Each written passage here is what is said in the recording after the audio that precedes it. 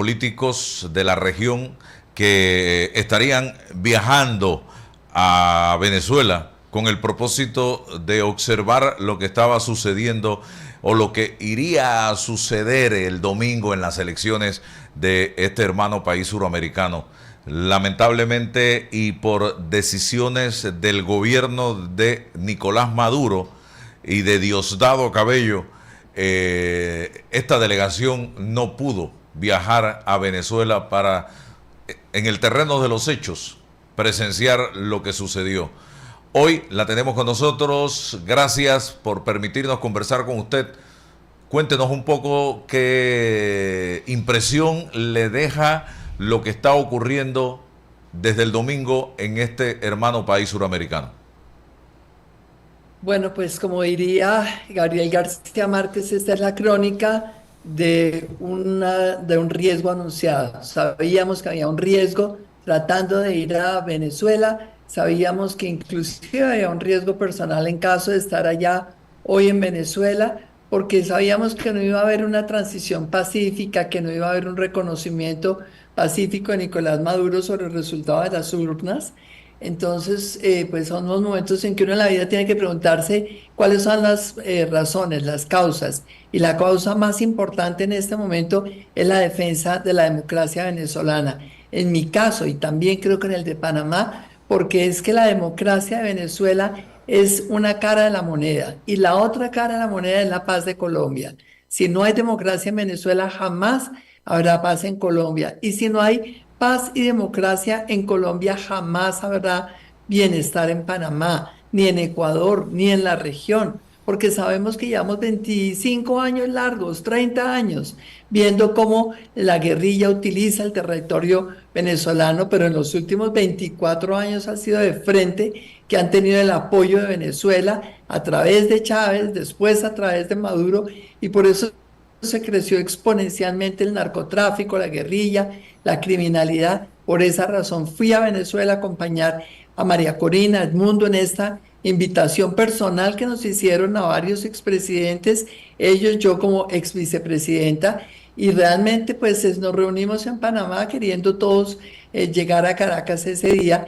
Fue imposible por la arbitrariedad de una dictadura. Maduro ordenó que se pararan 3 aviones mientras que nosotros nos bajábamos del vuelo de copa que teníamos y finalmente para no perjudicar a tantos pasajeros, la aerolínea misma, nos bajamos. Pero quiero decirle felicitaciones al liderazgo y al compromiso democrático también del presidente Mulino.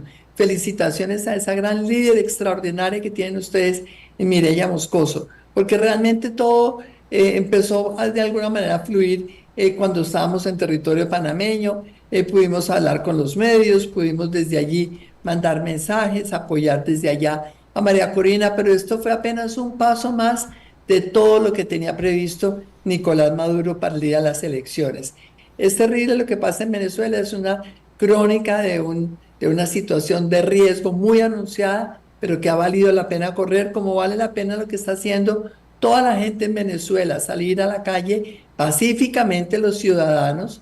Los han enfrentado violentamente los colectivos de Maduro, pero la gente está saliendo pacíficamente a exigir las actas de las urnas, las actas de la votación, que ya ayer nos mostró María Corina en la diferencia enorme. 6 millones largos de votos a favor de Edmundo González y apenas 2 millones de votos a favor de Maduro. De eso se trata el fraude monumental que hicieron en la cara de todo el mundo a través de los medios de comunicación, en las pantallas del mundo entero, porque una dictadura no tiene límites, no tiene ningún respeto por nada y no querían que estuviéramos nosotros allá como testigos, como oídos, como ojos adicionales para ver un fraude una vez más a la democracia venezolana. Marta Lucía, tengo una interrogante. Argentina, Costa Rica, Ecuador, Guatemala, Paraguay, Perú, República Dominicana, Uruguay, El Salvador, a través del presidente Nayib Bukele, se han pronunciado en torno a esta situación que se está viviendo en Venezuela. No hemos visto ni una sola letra en redes sociales No hemos escuchado ni una sola palabra del presidente de Colombia, Gustavo Petro. Estamos viendo ausente también a gobiernos europeos, con excepción de España, gobiernos democráticos en torno a un tema tan importante como este. ¿A qué se debe todo esto y qué impresión tiene usted de esto? A ver, Álvaro, yo creo que hay una polarización en el mundo entero entre este movimiento populista, progresista, que quieren destruir buena parte de la institucionalidad, decir que todo en el pasado fue malo, que todo en el pasado fue corrupto, que aquí hay que refundar esto, y lo que quieren es refundar con unos valores que van en contra de la sociedad, en contra de la familia, en contra del matrimonio, en contra de la democracia, en contra de la separación de poderes, en contra de la propiedad privada. Y creo que buena parte de esta polarización también es la que tenemos que entender, ve como una amenaza a Estados Unidos, ven como una amenaza a lo que significa todos estos valores de Occidente, y entonces hay un grupo de países que se han sentido mucho más cercanos, obviamente, a alguien como Maduro. Entonces esa es la razón por la cual vemos el apoyo que le dan Irán, Siria, el que le da Rusia, por supuesto, Cuba, China, pero la gran mayoría de los países con democracia han estado respaldando a María Corina, como muchos de ellos han respaldado en el pasado a Colombia. En Europa, ¿qué tenemos? Una Unión Europea en donde, digamos, el vocero natural de todos ha sido pues Borrell. Él ayer habló en nombre de la Unión, y yo creo que pues ha sido contundente en el rechazo a la votación, exigiendo las actas. Pero usted tiene razón, Álvaro, uno quisiera oír el pronunciamiento individual uno a uno. Sobre todo yo me pregunto qué opina Noruega, que tanto aupó y apoyó esas conversaciones que no sirvieron para nada.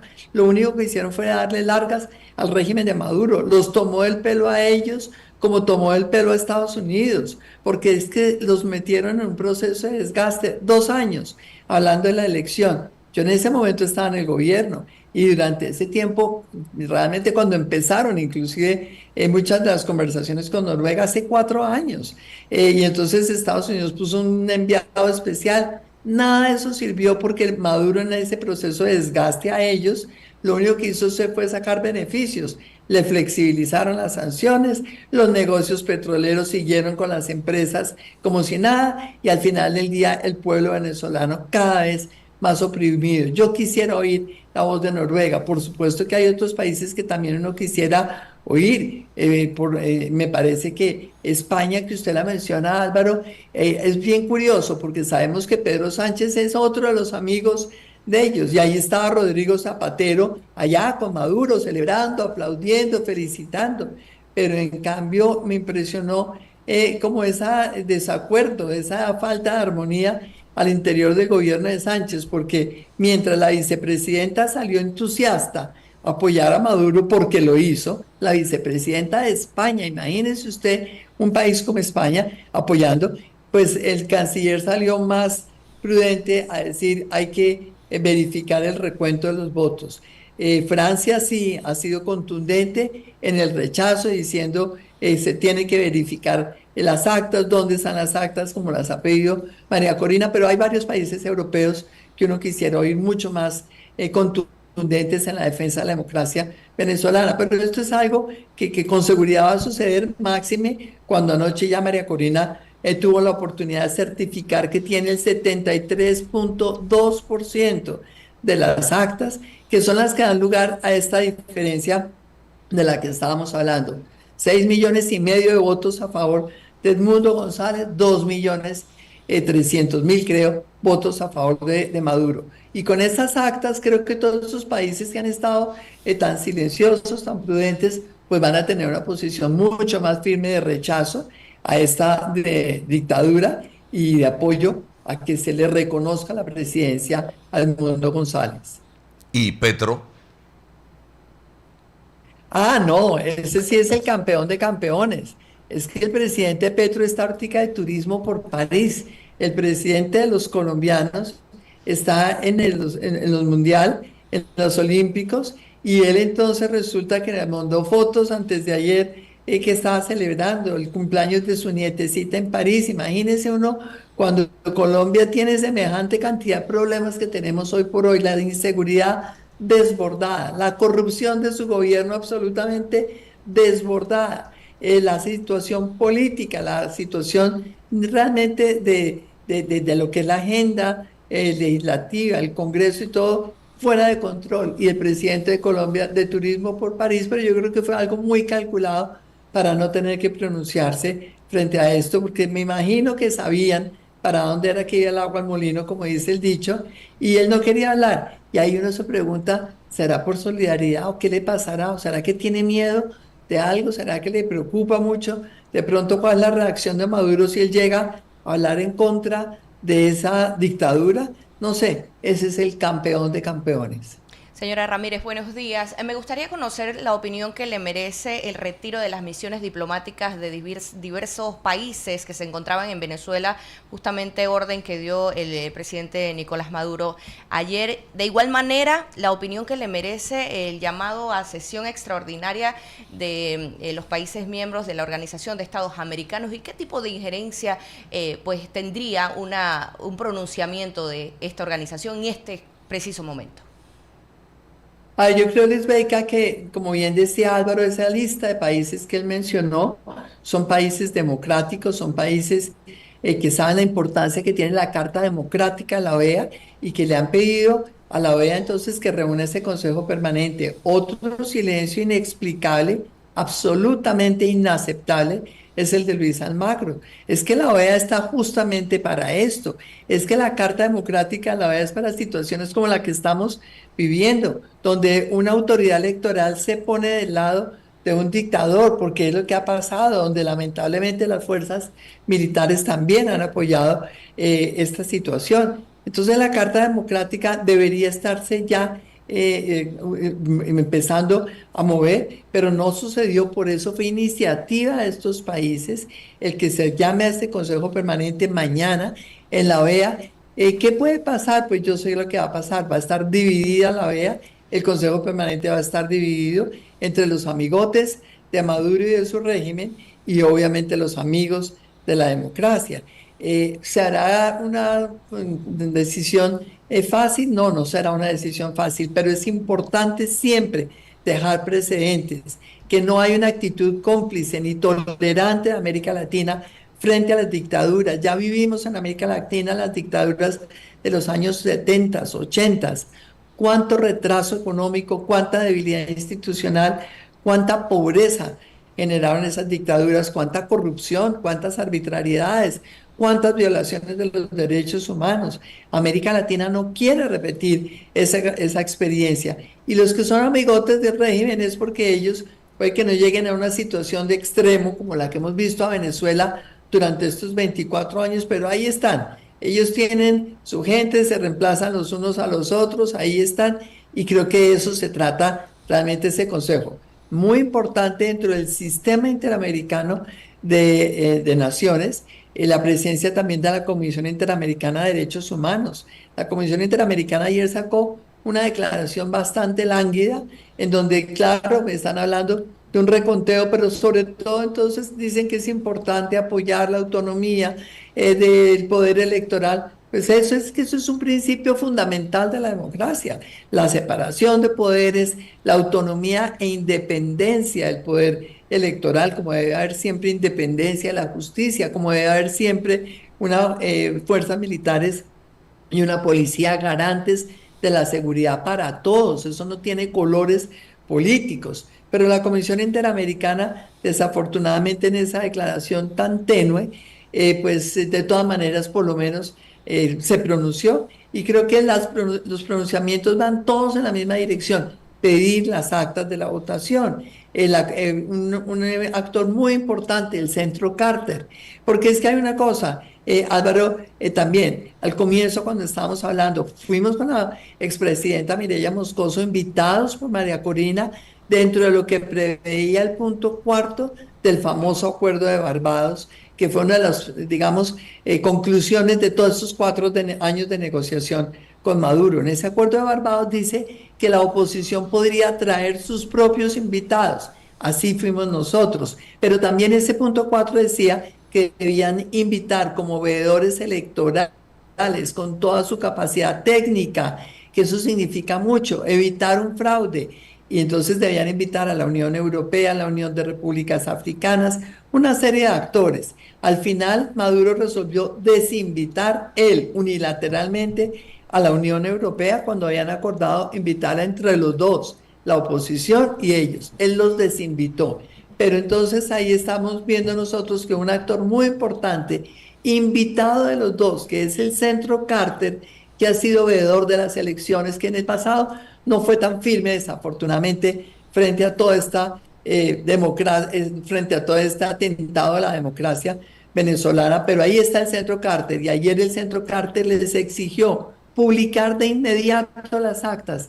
No lo hicieron. ¿Por qué no lo hicieron? Porque no son capaces de reconocerle al mundo que no tienen cómo demostrar la victoria de Maduro, porque una cosa es que lo declare presidente un consejo electoral controlado por él, y otra cosa es que las actas firmadas por los testigos de mesa demuestran que no fue él reelegido como presidente. Esperamos que entre la demostración de las actas que tiene María Corina y Edmundo, la reunión del Consejo Permanente en la OEA, los pronunciamientos de los distintos países y sobre todo realmente la posición que tomen las fuerzas militares de Venezuela, ojalá esto se resuelva hoy, mañana. Debería ser así por el bien del pueblo venezolano. A mí me duele enormemente como mamá ver la cantidad de mamás con hijos pequeños, los jóvenes, también gente mayor en las calles de Venezuela ayer desde muy temprano pidiendo que se devuelva a los venezolanos ese voto que pusieron, que no se les robe la elección, que les den realmente la democracia que merecen. Y ya lo veíamos anoche en las calles, la violencia, veíamos los colectivos, que esa es otra cosa tan cínica de una dictadura. Por un lado están las fuerzas militares, que al final del día uno esperaría que se tome la decisión de respaldar lo que sucedió en la elección, respaldar la verdad. Nadie pretende que las fuerzas militares sean políticas ni vayan a asumir posiciones políticas, pero tienen que defender la verdad, que es una elección que sucedió y que demuestra entonces con las actas que quien es el presidente es el mundo, pero los colectivos que no son fuerzas militares, sino son los paramilitares financiados y armados durante todos estos años por Maduro, ayer los veíamos amenazando a la gente, golpeando a las personas, disparando. Anoche yo veía disparos desde un helicóptero, eso me parece increíble. Espero de verdad no sé, estuve buscando si sería alguna noticia falsa, pero es que en este momento en Venezuela está sucediendo de todo, puede suceder de todo, y ojalá esto se termine pronto. Entre hoy y mañana debería pronunciarse todo el mundo para que las fuerzas militares comandadas por el ministro de Defensa Padrino respondan de verdad a su obligación constitucional, legal, sobre todo moral, de apoyar al pueblo venezolano. Cada soldado tiene un hermano, un hijo, un papá, una mamá, una esposa. Ojalá ellos entiendan que su deber está con el pueblo de Venezuela y no con el apoyo a un dictador. Precisamente con nosotros está la licenciada Ana Matilde Gómez. Ella fue procuradora de la Nación y también diputada de la República. Pero yo quería añadir un elemento importante también en este tema. Los panameños vivimos una experiencia bastante parecida a la que está viviendo Venezuela. Llevan 25 años rehenes, secuestrados por una dictadura. Nosotros tuvimos 21 años también en manos de una dictadura militar que en la década del 80, encabezada por Manuel Antonio Noriega, se sometió a unas elecciones en 1989 y perdieron las elecciones y las anularon porque no quisieron reconocer el triunfo de la oposición. No fue hasta producto de una intervención militar de Estados Unidos que se logra precisamente acabar, enterrar a esa dictadura militar que gobernaba el país. Y siempre al evaluar estos temas y por la experiencia que hemos visto, puedo estar equivocado, digo que no que el voto, la democracia no saca a estas dictaduras del poder. Tiene que ser una mezcla de situaciones que se pueden producir para que esto suceda. Hoy en Venezuela se está dando uno de esos elementos y es que el pueblo está en la calle. El segundo, la arrolladora decisión del pueblo en las urnas. La posición internacional de algunos países.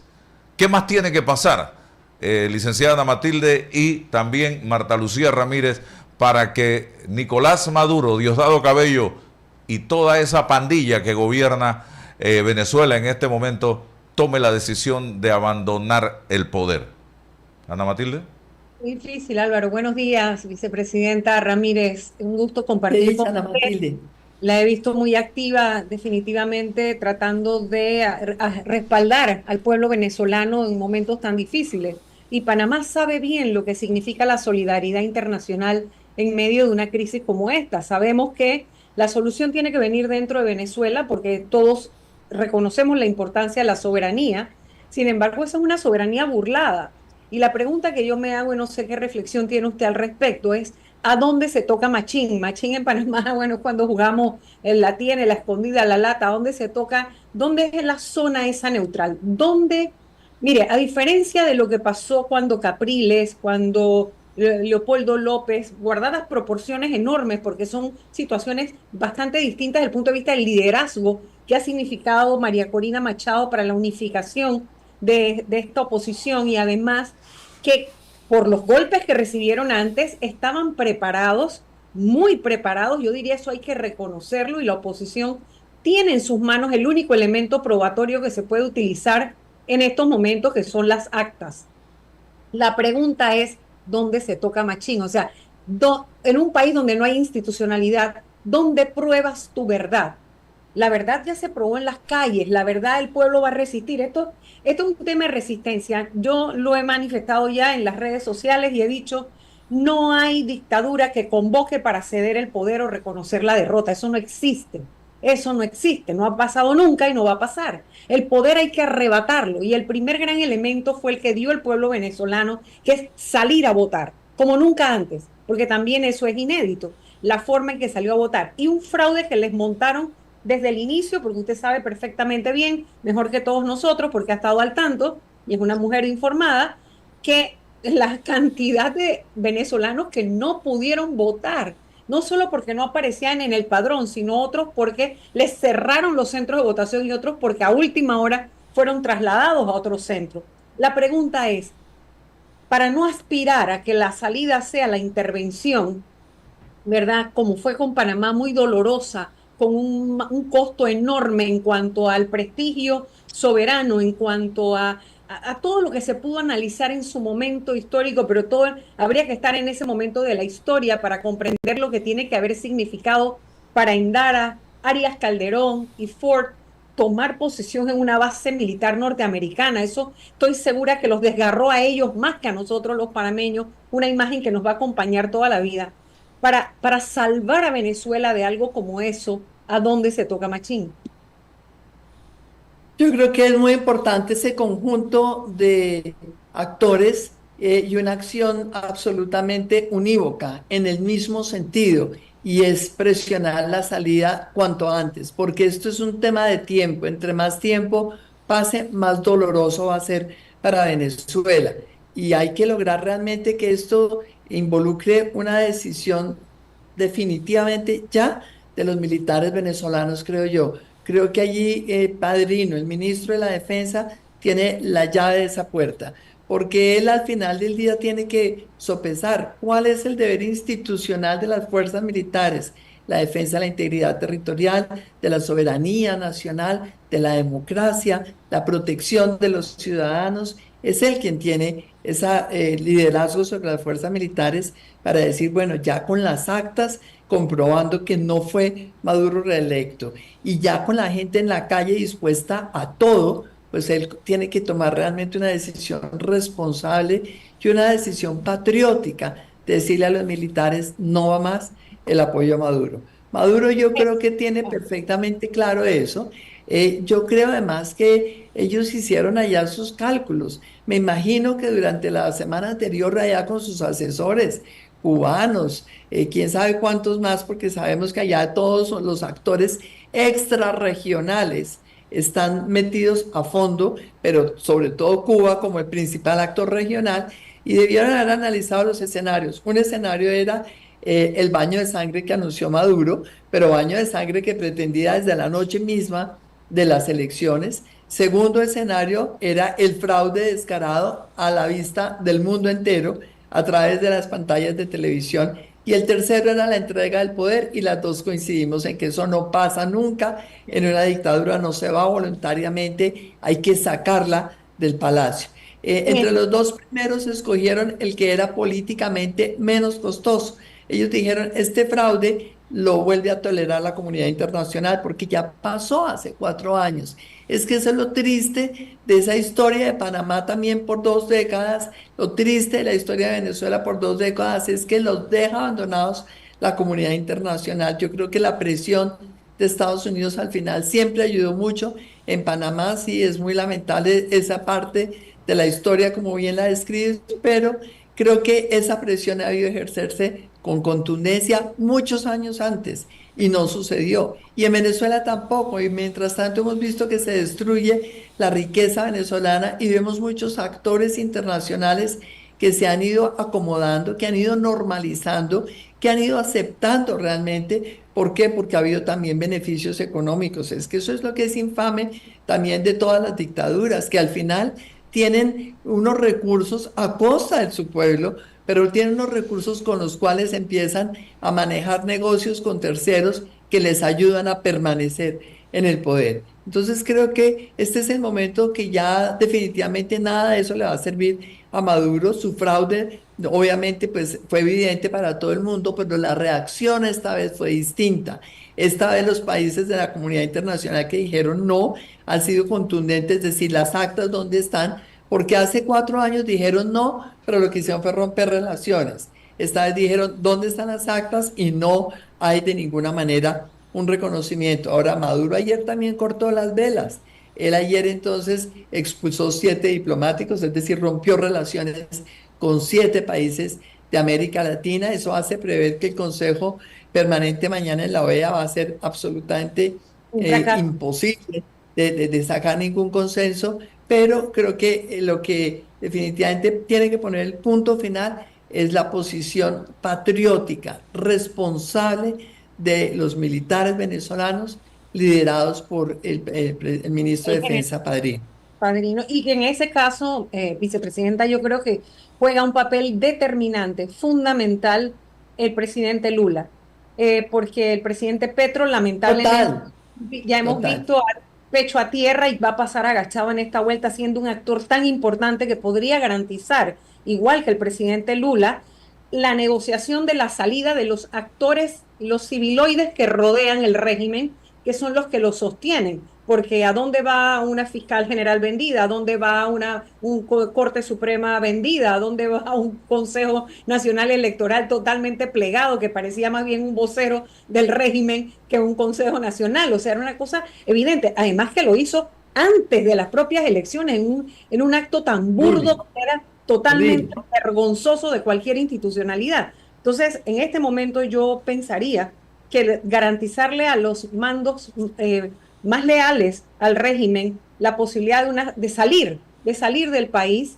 y ser acogidos por países como Brasil y Colombia en una transición hasta que se logre lo que se vaya a lograr, porque lo más importante ahorita es la transición democrática, porque si no, realmente el costo en vidas va a ser enorme.